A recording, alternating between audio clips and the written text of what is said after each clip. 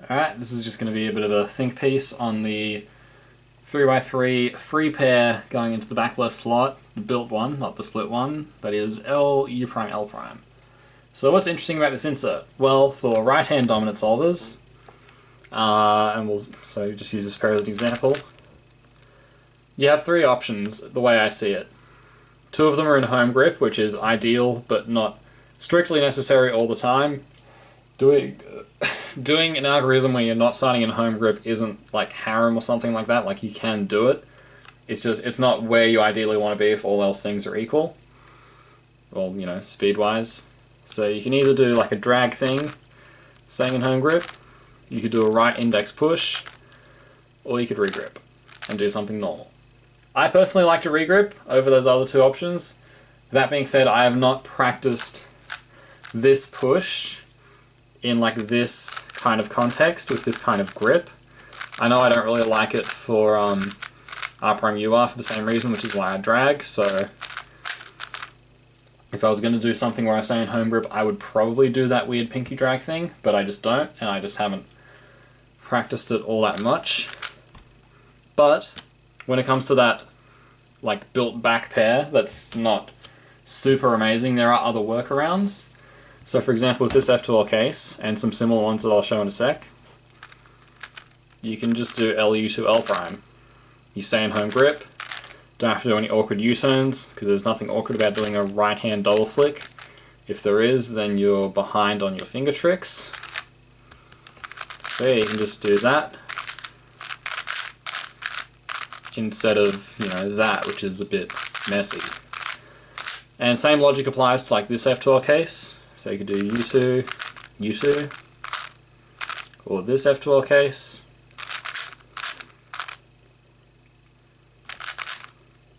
So that's one example of how you can work around that slightly awkward LU prime L prime. Another example, let's take this pair, this corner, and this edge. Now there are three ways you can do this pair. Either you set up the free pair by doing that,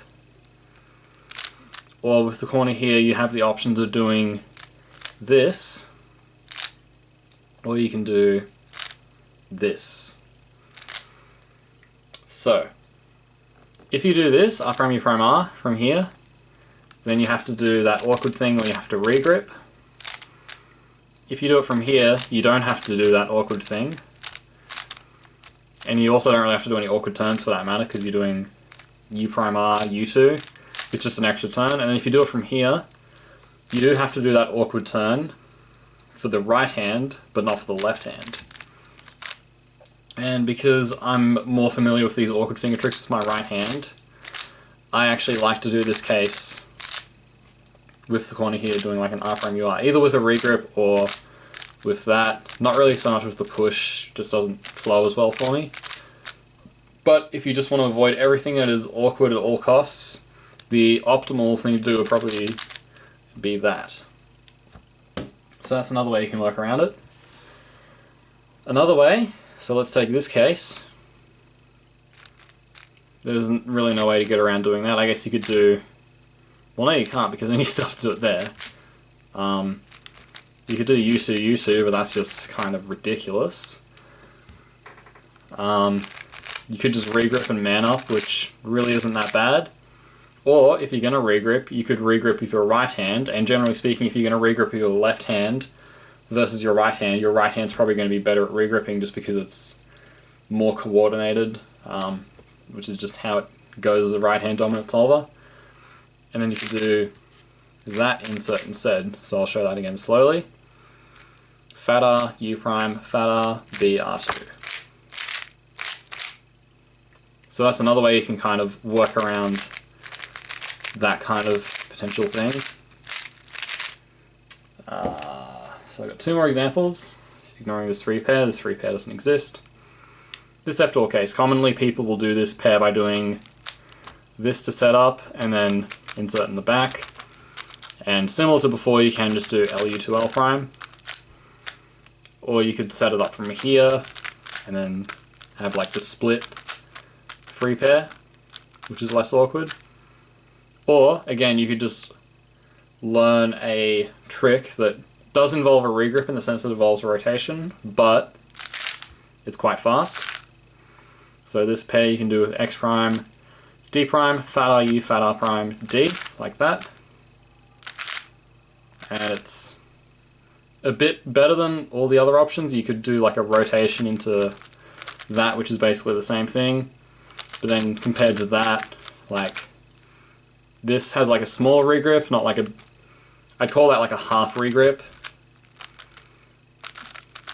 That's, you know, whatever. My point is it's not better than, you know, a simple 5 mover like that. And then last example, another way you could potentially work around it. This one is probably like one of the less interesting examples. I mean, it's interesting, but like it's not actually like as worthwhile as you think.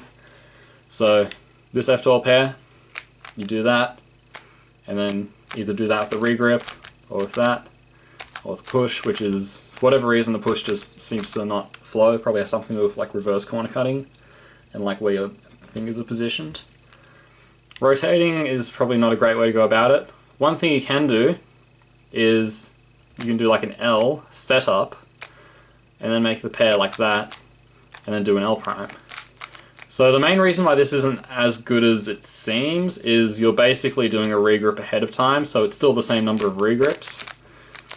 It's just that you're kind of working around, you're basically like avoiding doing a regrip mid-algorithm, which is kind of nice in the sense that you want your algorithms to flow from start to finish. You know, if you have a case, you would rather just regrip and just be able to spam it than, you know, be in home grip, spam a bit of it, regrip, spam a bit of it. At least that's what I think. I think some other people would disagree with that school of thought.